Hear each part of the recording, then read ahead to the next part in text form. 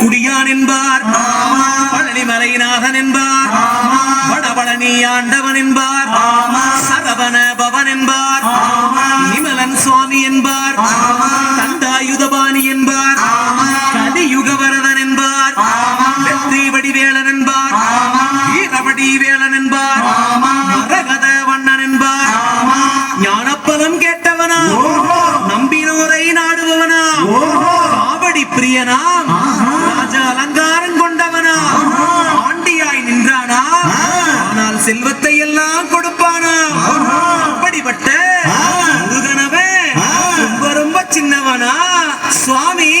சின்ன சின்ன முருகைய சிங்கார முருகைய கொஞ்சி கொஞ்சி தமிழ் பேசும் செந்தில் வடிவேலனவன்.